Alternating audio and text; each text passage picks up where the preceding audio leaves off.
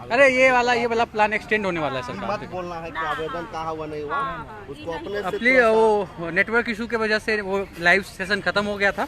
आपसे चाहूँगा कि फिर से जुड़े और आवाज़ आ रही है तो क्लियर कर दें, क्योंकि नेटवर्क इशू यहाँ पे हो गया था जिसकी वजह से हमारा लाइव सेशन ख़राब हो गया था। तो जो भी साथी जुड़ रहे हैं प्लीज़ वो आप अपडेट कर दें कि अब मेरी आवाज़ आ रही है आप लोगों को। और आज काफ़ी सारी चर्चाएँ भी हुई है और काफ़ी सारे लोगों से मिले भी हैं हम लोग, तो सारी बातों पे विस्तार से चर्चा होगा आप लोगों के साथ में। आवाज़ आ रही है तो आप कमेंट कर दें, काफ़ी साथी जुड़ गए हैं अब।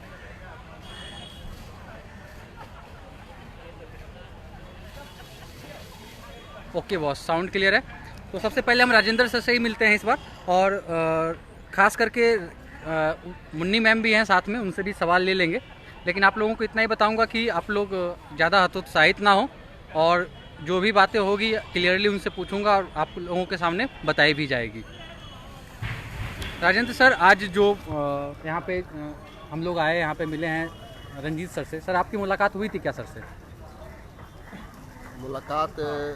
मेरी मुलाकात नहीं हो पाई थी क्योंकि बहुत कम लोगों को जाने दिया जा रहा था। तो मुन्नी जी और सौरभ जी अंदर गए और वहाँ पर जो भी बातचीत हुई है वो सब पॉजिटिव बातें हैं, और हमें लगता है कि सरकार अब पूर्ण रूप से तैयार है बहाली को करने के लिए, और जो प्रक्रिया है बहुत जल्द, मतलब उस सारी प्रक्रिया को पूरा करके और बहुत जल्द ही हम लोगों की सारा काम शुरू होगा।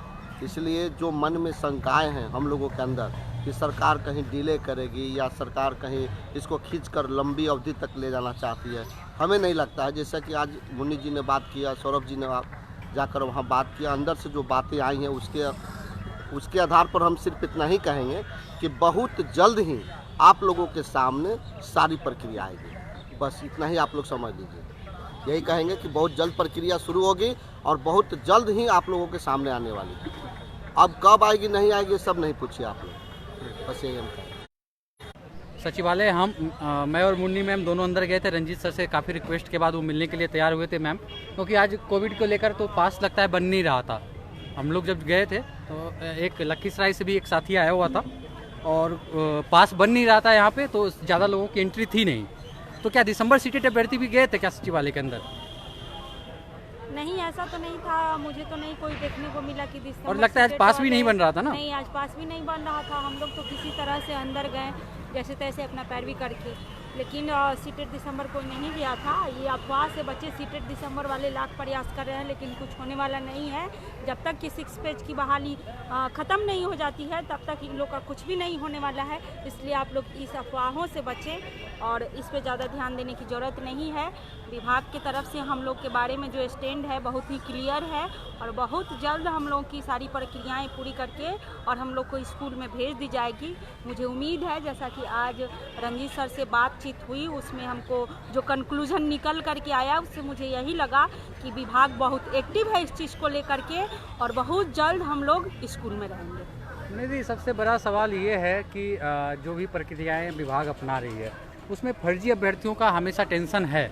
तो इस बार हम जब बात कर रहे थे रंजीत सर से, तो इस पे जब आपने सवाल किया था कि सर फर्जी अभ्यर्थी भी काफ़ी सारे आए हुए हैं, तो उनका क्या था, रिएक्शन क्या था उनका? रिएक्शन तो उनका यही था कि फर्जी अभ्यर्थियों को रोकने के लिए तो, लेकिन एक चीज़ वो बोले हैं कि जो भी होगा सब अच्छा होगा, और फर्जीवाड़ा जो है विभाग इस बार अपने स्तर से बहुत ही सख्त रूप से फर्जीवाड़ा को रोकने के लिए तत्पर है। और यहाँ तक बोले हैं कि हमारे एक जिला में जो है वो अपना लगाएंगे काउंटर, जहाँ से आप शिकायत निवारण केंद्र लगाएंगे, जहाँ से आप अगर कोई भी ऐसा मतलब भ्रष्टाचार का कोई भी आप लोग को बात मालूम होती है तो आप लोग उससे तुरंत शिकायत करेंगे और त्वरित कार्रवाई उस पर की जाएगी। और एक चीज़ और भी था, क्या बोलते हैं, कम मेरिट वाले अभ्यर्थी पे भी हम लोगों ने बात किया था कि सर कम मेरिट वाले अभ्यर्थी जो हैं उनका भी नियोजन हो सके। तो इस पर क्या स्टैंड था रंजीत सर का? देखिए, इस पे उनका स्टैंड था कि बहाली सबका करने वाले हैं, लेकिन अब जो भी कैंप के माध्यम से ही काउंसलिंग की प्रक्रिया अपनाई जाएगी, और जो भी है कि डॉक्यूमेंट्स जब्त करने की जो प्रक्रिया है वो भी प्रक्रिया अपनाई जाएगी। और बहुत जल्द ही सब कुछ अच्छा होगा। उन्होंने एक बात और भी क्लियर बोला था, जैसा कि आपको याद होगा, तो उन्होंने एक बात बोला था कि कोई भी अभ्यर्थी 2 जगह अगर काउंसलिंग करवाएगा तो हम ऐसी प्रक्रिया करने जा रहे हैं कि वो कहीं का नहीं रहेगा। क्या ये बात किस लिए बोल रहे थे? हाँ, उनका ये कहना था, मैं उनसे एक सवाल की इस पे कि सर एक ही अभ्यर्थी बहुत सारे जगह अप्लाई किए हैं तो वो कहाँ काउंसलिंग कराएंगे कि उनका मेरिट में आएगा। तो इसी पे वो बात अपना स्टैंड दिए कि हम ऐसी प्रक्रिया को अपनाने जा रहे हैं कि अगर एक अभ्यर्थी अगर मतलब मेरिट में आने के बाद दूसरी जगह भी काउंसलिंग कराता है तो वहाँ उसका जो है पूरी तरह से उसकी आवेदन जो है उसको निरस्त कर दिया जाएगा। उसको हो सकता है कि इस बहाली से वंचित भी कर दिया जाए। हाँ, उन्होंने स्पष्ट बोला है कि देखो जो भी कई लोग डुप्लीकेट सर्टिफिकेट बना के चाहेंगे कि हम 2 बार आवेदन कर दें और 2 जगह काउंसलिंग करवा लें, तो उनके लिए ये बोले हैं कि जो है हम अभ्यर्थी जो भी काउंसलिंग करवा लेगा उसको हम शो कर देंगे कि इसका काउंसलिंग यहाँ पे हो गया है, और उसके बाद जहाँ सेकंड जगह वो काउंसलिंग करवाएगा तो दोनों जगह का काउंसलिंग उसका रद्द हो जाएगा। ऐसा उन्होंने बोला है। और आप लोग जो भी सुन रहे हैं, जो भी सवाल हो आप लोग करें। और मैं यही चाहूँगा, और केस के मुद्दे पे भी हम लोग बात किए थे रंजीत सर से, तो उनका क्या स्टैंड था केस के मुद्दे पे? मैम देखिए, केस के मुद्दे पर उनका यही स्टैंड है कि हम भी चाह रहे हैं कि बहुत जल्द बहाली की प्रक्रिया को संपन्न कर दें। और यहाँ एक बात और वो हमको बहुत अच्छा बोले कि हम लगे हुए हैं, हम लोग अपने स्तर से जो भी है किए हैं कि एक ही चीफ जस्टिस के बेंच से एक ऑर्डर आएगा कि आप बहाली की प्रक्रिया को पूर्ण कीजिए। और अगर चीफ जस्टिस के बेंच में कोई केस जाती है तो मुझे नहीं लगता है कि अब उस केस से इस बहाली पे कोई असर पड़ने वाली है। जितने भी जो बेकार का केस करके जो बैठे हुए हैं और वो चाह रहे हैं कि हम किसी न किसी तरह से इस बहाली पे स्टे लगा दें, तो ये वो लोग कान खोल करके सुन लें कि अब इस बहाली पे कोई असर नहीं पड़ने वाला है। आप लोग हर थक करके बैठ जाइए और अभ्यर्थियों का शोषण करना बंद कीजिए। और जो पैसे बेवजह का पैसे जो कलेक्ट कर रहे हैं आप लोग, बेवजह का जो आप लोग 94,000 अभ्यर्थियों को परेशान कर रहे हैं, वो परेशान करना बंद कीजिए।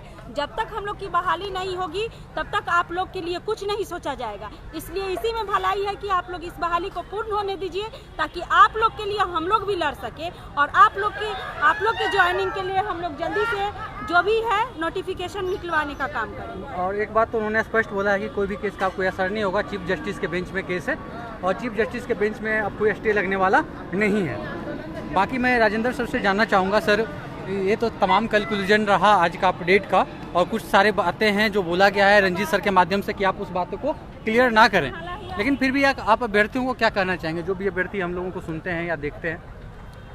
देखिए, मुख्य रूप से मैं 2-3 बातों पर विशेष रूप से जोर देकर कहना चाह रहा हूँ।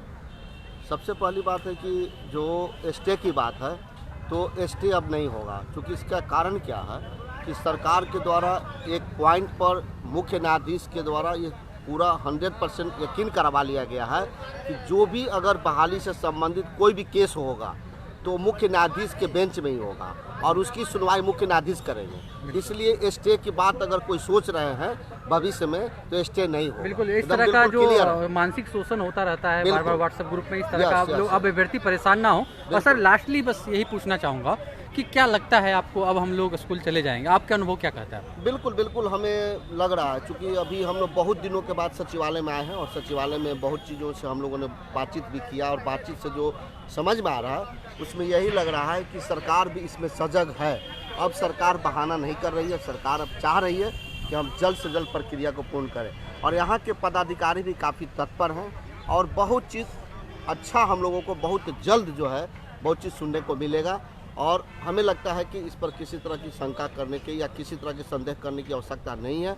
केवल आप लोग धैर्य बना करके रखें, सब कुछ अच्छा होगा और हमें लगता है कि बहुत जल्द हम लोग स्कूल में रहेंगे।